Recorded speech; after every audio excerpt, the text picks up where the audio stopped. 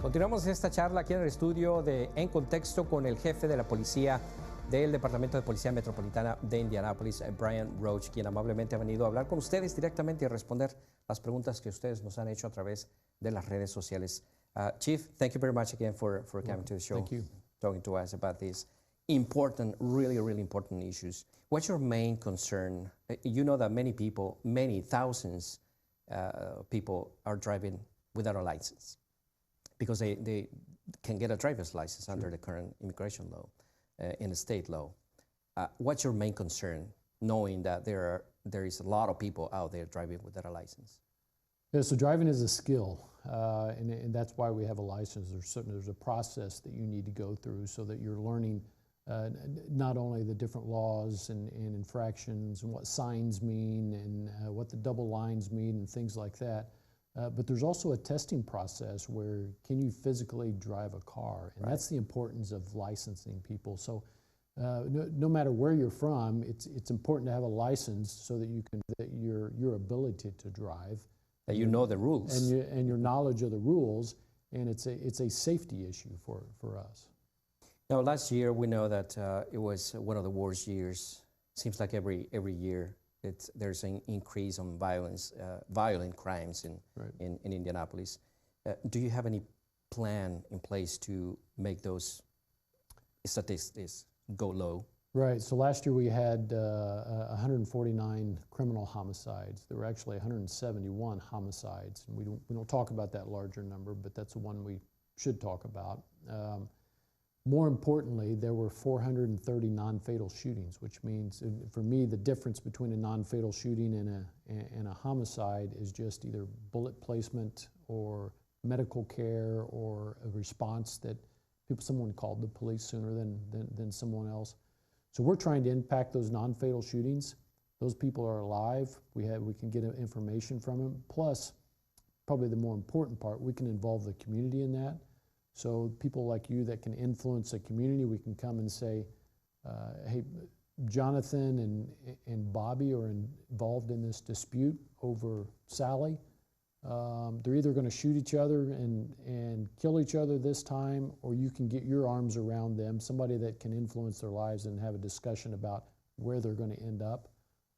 And then at the same time, we're looking at those people and the behaviors. A homicide and a non-fatal shooting, the reasons behind them are very similar. So it's attacking those reasons. It's narcotics, it's domestic violence, it's conflict resolution, it's robbery. So it's trying to address those things with those individuals. Because sometimes you look at our victims and our suspects, and their criminal histories kind of mirror each other. They're involved in the same criminal activity. So if we can, I'm hoping, and we're starting to see some success. If we can work on those non-fatal shootings and reduce those, then the homicide number comes down. Okay. Now, as you know, the U visa, it's reserved for those who are victims of crimes, violent crimes, in the entire country. And there is a specific document that is required for those looking to get that benefit, immigration benefit, which is the certification, which is issued by the law enforcement involved in the crime. Many immigration attorneys in Indianapolis, or the state of India, or in Indianapolis specifically, have concerns about some backlog that are in your department regarding issuing their certification, which if there's no certification, there's no U visa case. Right. Of course, there's a process if it really requires to give or issue that certification, you're going to issue it, but there's a backlog. Are you looking into this issue to solve this problem? So I know that one of the task force officers that I talked about that was assigned to Department of Homeland Security also does the U visas, so that's part of her responsibility. I'm not aware of a backlog, but there could be. I'm not saying there's not. So I promise you all will look into that. There has been some discussion about creating a civilian position rather than a sworn position, because I think the matter is it's identifying the report that person is associated with and make sure it fits within the laws, and then creating that certificate. Sure. So I promise you I'll look into that. Excellent. Thank you so much. Now, how the Hispanic community can help you succeed as police chief.